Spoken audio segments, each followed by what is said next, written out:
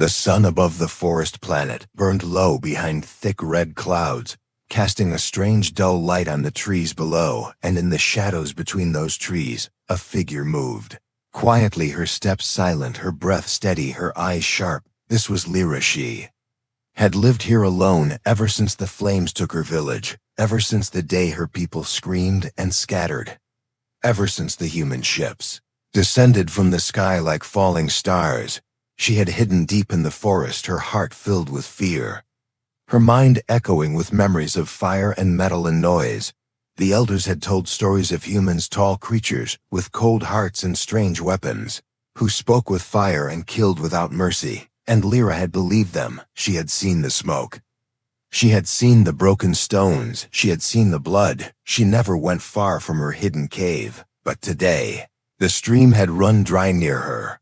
Shelter, and she needed water badly, so she followed the roots down into a deeper part of the forest where the leaves grew larger and the shadows stretched longer. And that is when she saw him, a figure slumped near the rocks at the base of the waterfall, a man not one of her kind. He wore strange torn armor, his skin pale and dirtied, his chest rising weakly. With each breath, his leg bent awkwardly beneath him, his arm bloodied. She froze, her heart pounding her throat tight. It was a human. It had to be one of them, the destroyers, the ones who came from the sky. Her first thought was to run, but her feet did not move. She watched him, waiting for him to rise, to shout, to strike. But he did nothing. He was still like a broken statue, and in that silence, she saw something she had not expected. She saw pain. She saw a weakness. She saw a man who looked like he might not live much longer. She stepped closer, her body tense, ready to leap back at any moment. And still he did not move, only his breathing told her he was alive. She looked at the wound on his side, deep and red. It had been bleeding for too long. He must have fallen from something, or maybe been left behind. Whatever happened, he was alone, just like her. The wind rustled the trees above them, and Lyra looked at him again, her hands clenched. She could leave him. She could walk away and let the forest take him. Maybe that was justice. Maybe that was what he deserved. But her heart pulled in a different direction. Something strange grew inside her, a feeling she had not known since the days before the war, something she could not name. She gathered leaves, she chewed herbs, she pressed the mixture to his wound. He groaned and twitched, but did not wake. She tore strips from his cloth and tied them tight across his chest. Her hands moved quickly, her eyes never leaving his face. She expected him to wake at any moment, to lash out. But he did not. He only breathed slower now, a little calmer, and Lyra sat beside him as the wind passed over them and the light faded. She knew it was dangerous to bring him back to her cave. But the night was coming, and he would die here if she left him alone. She moved carefully, dragging him through the brush, using branches to smooth the path behind them. The cave was not far, but it felt like hours before she finally laid him down on the soft moss within her small shelter. She lit a glowstone and watched the shadows dance across his face. He looked younger than she expected, tired, lost, and human. Not like the monster she imagined. She sat across from him and waited. The night was quiet, only the sound of leaves brushing each other above them, and the faint rise and fall of his chest. He did not wake, but she watched him, her thoughts spinning. Why had she helped him? He was her enemy. He was the reason her family was gone, her home destroyed. Yet, when she looked at him, she could not see the killer she had feared all this time. She only saw a man alone on a strange world, just like Heron. The morning he stirred, his eyes opened slowly, and Lyra stepped back immediately, her body tense. But he did not jump or shout. He blinked at the light, then looked at her, confusion in his gaze. His mouth moved as if trying to speak, but the sounds meant nothing to her. He winced when he tried to sit up, and she stepped forward, cautiously, her hands raised. Not in threat, but in warning. He stopped moving, his hands open, showing he meant no harm. And then he gave a small nod and leaned back, his eyes never leaving hers. Hours they watched each other. He tried to speak again. She shook her head. He looked around at the cave and pointed to his chest, then to her, then to his mouth, then to his wound. She understood part of it. He wanted to say thank you or something like it. Maybe he was asking why she helped him. She did not know the words, but she saw. In his eyes a softness not cold, not cruel, not like the stories she had heard, and that confused her more than anything. She gave him food, berries, water, simple roots. He took them carefully, slowly, never reaching too fast, and each time he looked at her he gave a small nod, a gesture of thanks, and again she wondered what she was doing here, helping a human, watching over a man who might bring danger with him, who might call others, who might end everything again. But something inside her kept her from walking away, and when the light began to fade again, and the forest turned silent, once more she sat near the wall of the cave, her eyes half on the fire and half on him, and in her heart a question burned quietly. What if everything she had been told was only part of the truth? The human soldier rested and healed, and in his silence something strange and powerful began to grow. Between them, something more than fear, something more than hate, something neither of them understood yet. But both of them felt. Morning came quietly. The soft light of the sun filtered through the vines at the cave's mouth, touching the stone walls in golden lines. Lyra was already awake, her body still, her mind alert, her eyes fixed on the man who now slept in the corner, wrapped in the furs she had brought days ago.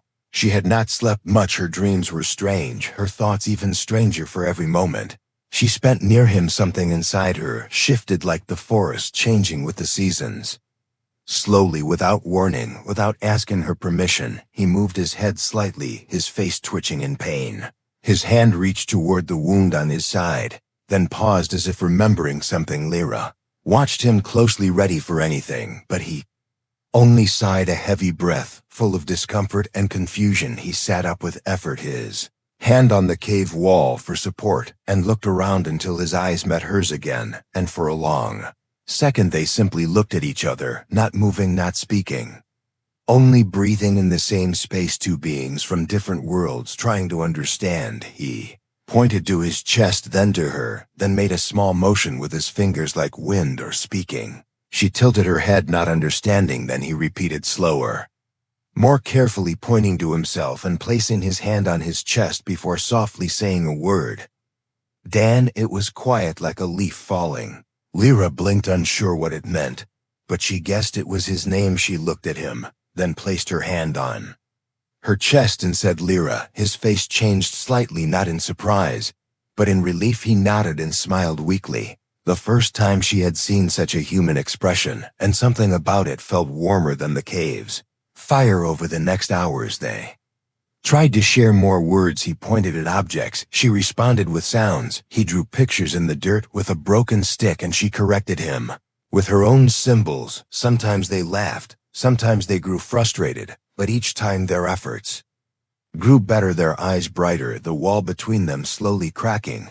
Dan could not walk much yet, but each day his strength returned. His wound closed more each night. He sat up longer, ate more, spoke more, and Lyra could feel the air between them changing, no longer heavy with fear. It now carried something gentler, something curious, like when two animals meet in the wild, not sure if they are enemies or something else. One afternoon, a cold rain began to fall outside, soaking the forest in mist. Lyra had gone to gather roots and herbs, but the slope near the stream had grown slippery, and her foot twisted on a wet stone. She fell hard against the ground. Pain shot through her leg, and her hands scraped on the rocks. She tried to stand, but the pain was sharp and deep, her ankle swelling fast. She cried out softly, trying to pull herself toward the trees, but the rain only made everything harder. Back at the cave, Dan waited, watching the shadows grow longer. He felt uneasy. Something inside him said something was wrong. He stood slowly, gritting his teeth, and using the wall for balance. He stepped outside into the rain, his legs shaking, but he moved forward, calling her name again and again into the forest, not sure if she would answer, not sure if she could understand his voice, but hoping she would hear. After some time he saw her near the slope, her body half covered in mud, her face pale, her leg twisted. He rushed to her faster than his body allowed, falling to his knees beside her. She looked up, her eyes wide in surprise and pain, and for the first time she saw fear on his face. Not for himself, but for her. He reached out, gently lifted her into his arms and carried her back through the trees, his own breath ragged his steps. Uneven, but he did not stop inside the cave. He laid her down beside the fire and began to clean her wounds.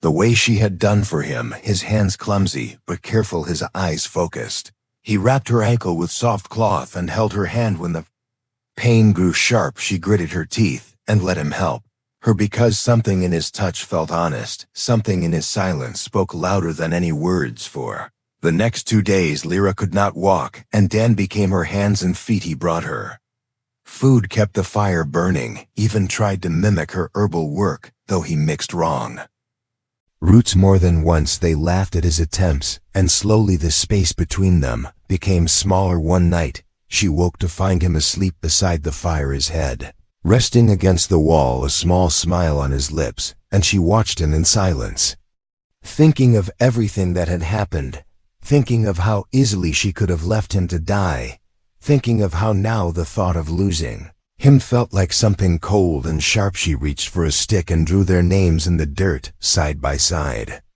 then added a line between them like a bridge, and when he woke and saw it, he smiled, touched his name, touched hers, and then placed his hand over his heart. The forest outside still whispered with the sounds of warships far away, and the stars still blinked above like silent watchers of a world unsure of peace. But inside the cave, inside that small shelter, 2 souls from different skies began to understand each other, not through words, not through orders or treaties, but through touch, through care, through the simple choice to heal instead of harm. And in that quiet corner of the forest, something had started, something fragile, something real. The days passed like slow-moving streams, quiet and steady, each one folding into the next without rush, without noise. And inside the cave, where once fear had clung like a shadow, there now lived a gentle rhythm, where 2 lives moved not as strangers, but as something more, something not yet named, but always present in the air around them. Lyra's ankle still ached, but she no longer winced when shifting her weight. The swelling had faded, and the pain had softened.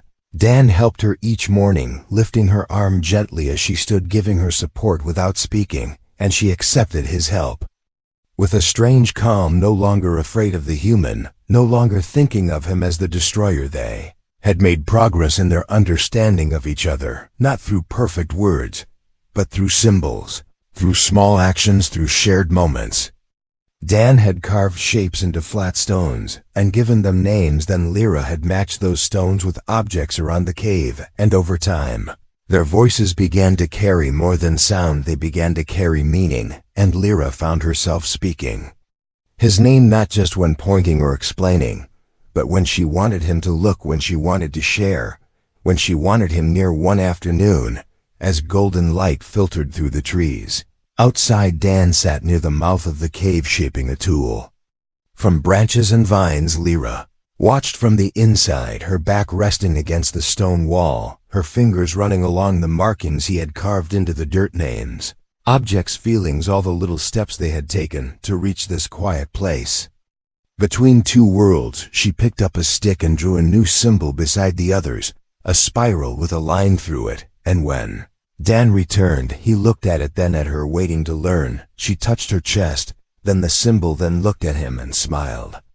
He smiled too, and repeated the gesture, and though no word passed between them, they both understood. In the evening, a soft wind carried the scent of flowers blooming somewhere deep in the forest. Lyra prepared a meal from gathered roots and dried herbs, while Dan arranged small stones around the fire to make the warmth last longer.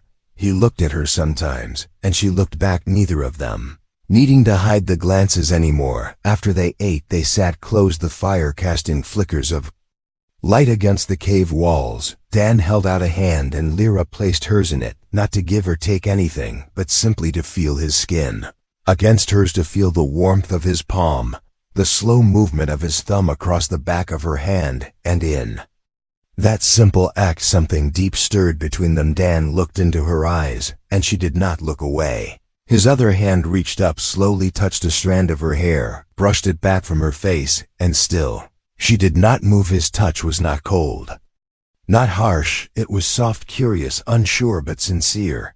and Lyra felt her heart beat faster, not from fear, but from something new, something unexpected. Fire cracked softly behind them, and the night outside whispered with distant sounds.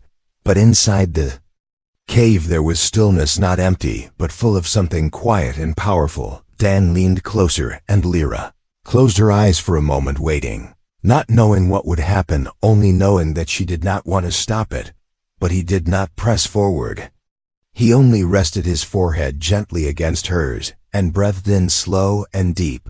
And she did the same, their foreheads touching their hands. Still together, and in that silent connection, they felt more than any words could explain. Lyra had never known this feeling, not with her own kind, not even in stories, this closeness, this understanding between bodies and hearts, without needing voices, without needing reason. And in that moment she understood something the elders had never taught her, something the war had hidden from both their people. Dan pulled back slowly, his eyes searching her face for fear, for doubt, but finding none, and she gave a small nod, letting him know she was not afraid, letting him know that whatever this was, whatever they were, it was not wrong. The next day, they began to explore the forest together, not far from the cave, just enough to stretch their steps and learn the land. Dan carried a small tool he had shaped, and Lyra brought her pouch of herbs and markers. They stopped to study plants, they sketched symbols in the dirt. They built signs with sticks pointing to safe places and places to avoid, and with each shared moment the bond between them grew stronger. There was a moment when they came across a fallen tree split open from within, and Dan pointed at the marks inside the bark burn, marks old and faint. Lyra touched them and looked at him, remembering the day the fire came, remembering the sky torn open by the arrival of machines, and Dan lowered his eyes, his hands curled into fists, not because he was guilty, but because he understood now what it had meant for her, what it had cost her. She placed her hand on his arm, letting him know she did not blame him, letting him know the past did not define them here and now. And in that silent moment beside the broken tree, they stood as more than enemies, more than survivors. They stood as two who had lost and still chosen to heal. That night the stars above the cave shone clearer than ever before, and Lyra stepped outside and looked at them, thinking of how many of them were still at war, how many hearts still feared what she had learned to trust. And Dan joined her, his shoulder brushing against hers, and they stood like that, not speaking, not needing to, just watching the sky together, as if searching for a place where they might someday belong. And within the walls of the forest cave something deep had taken root, not built with words, not forced by need, but grown with time and trust and care. The forest had changed, not in color or sound, but in feeling. What once had been a place of hiding now felt like a world of discovery. The trees still stood tall and quiet, but they no longer seemed like walls, and the wind no longer whispered warnings. It sang in soft voices like old songs forgotten by time. The birds returned to the skies, and the creatures of the undergrowth stepped without fear. And inside the cave, where two lives once trembled behind their barriers, now there was laughter. There was peace. Dan had begun to walk farther each day, his leg almost healed and his steps firm. He followed the same trails Lyra had shown him, sometimes leading, sometimes letting her take the front. They no longer watched each other with caution. Now their eyes met often, and their glances carried warmth. Sometimes they moved in silence, simply listening to the sounds of the forest, and other times they spoke in their simple shared words, enough to laugh, enough to tell a thought, enough to say stay close. Lyra had grown quiet in a different way, not out of fear, but because her heart was always full, too full for words.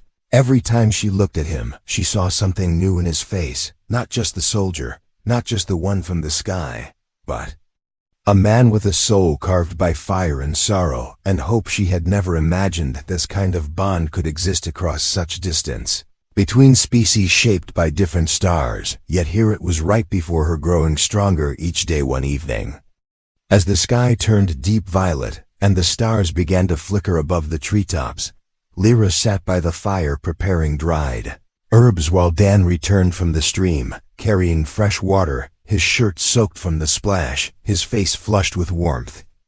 dropped the container beside the stone bowl, and sat beside her watching her hands work, watching her fingers crush the herbs with steady rhythm, her hair falling softly against her face. Looked up and met his gaze, and for a moment everything slowed. Her hand paused, the fire's crackle seemed far away. His eyes were steady and full of something she could feel but not name. He reached out and brushed a strand of her hair behind her ear, and his fingers lingered on her cheek, and she did not move away. Her breath was still, her body calm. She touched his hand with her own, holding it gently, feeling the warmth of his skin, the beat of his pulse under her fingers. And in that quiet closeness, something opened between them, not spoken, not explained, just felt completely. Dan leaned forward slowly and rested his forehead against hers, and Lyra closed her eyes, her hands resting against his chest, his heart beating firm and steady beneath her touch. They stayed like that for a long while, breathing together as if their bodies remembered what their minds had only just begun to understand.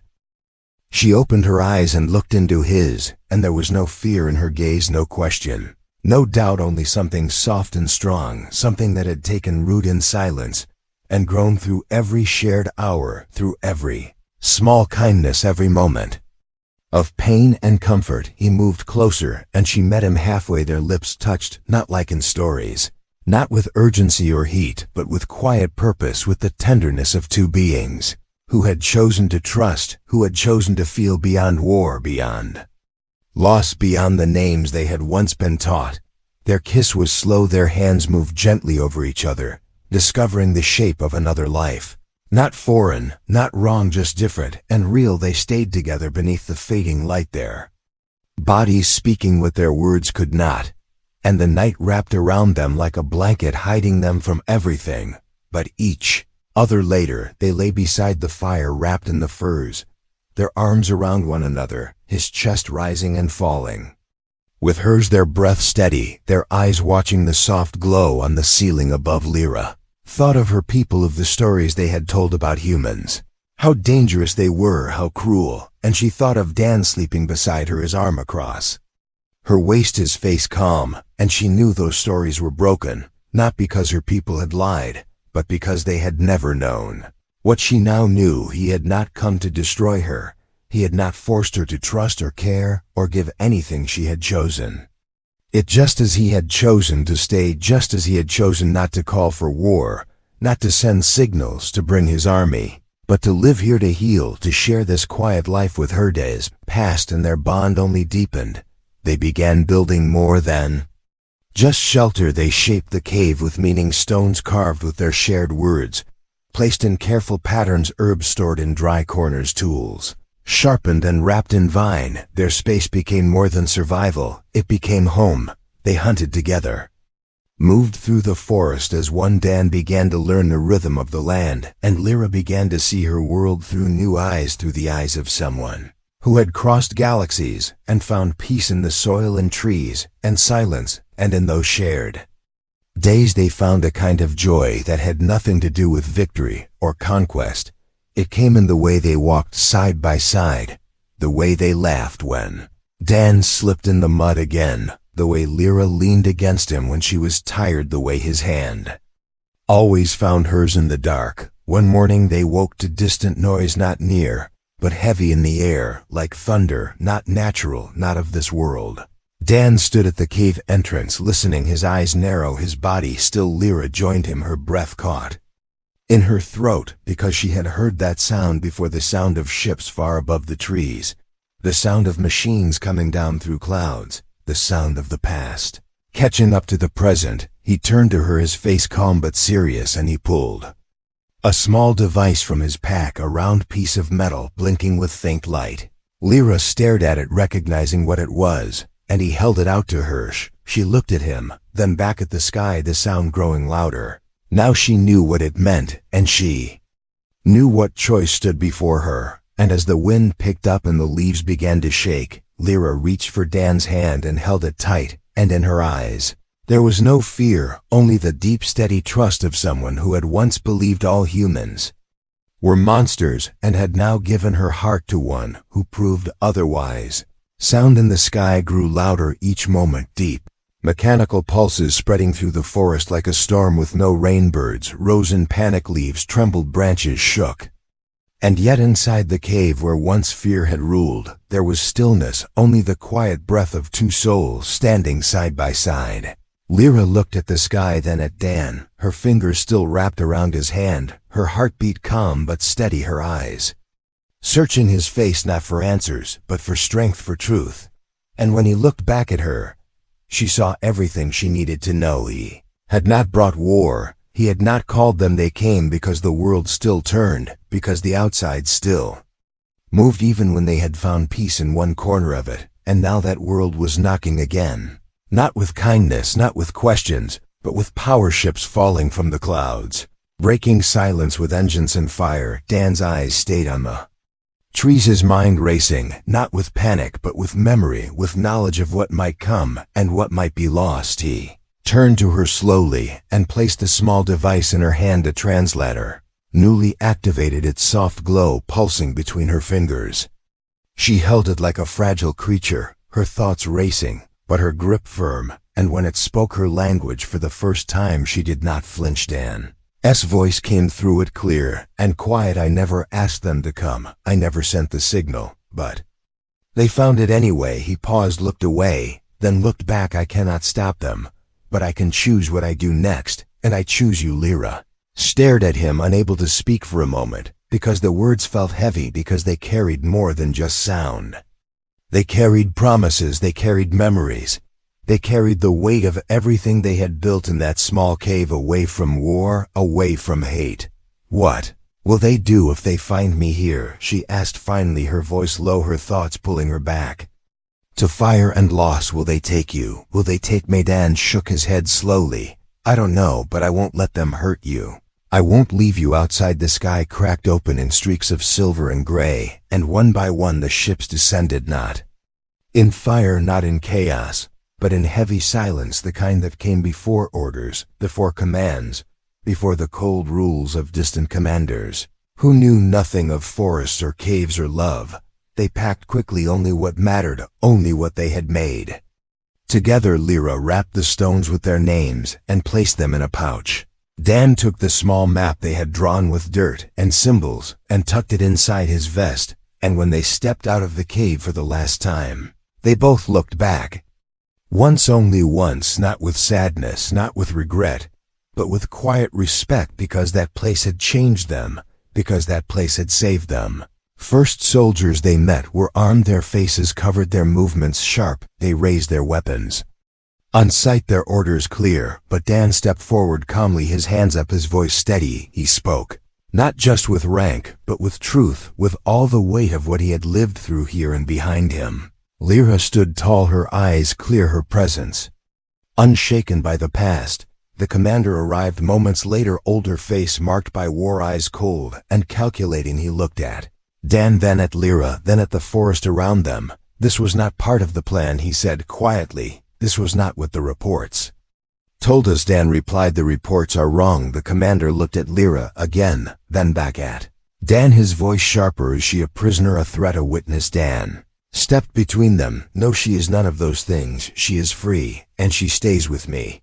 There was silence, then heavy and thick, like smoke, the kind that filled the space before judgment. And when the commander finally spoke, his voice was low. You're not thinking clearly. This is war, not a story. Dan's reply was simple. Maybe war is your story, but it's not mine anymore. The standoff did not last forever. It ended with tension, with arguments, with signals exchanged, with orders debated behind closed doors.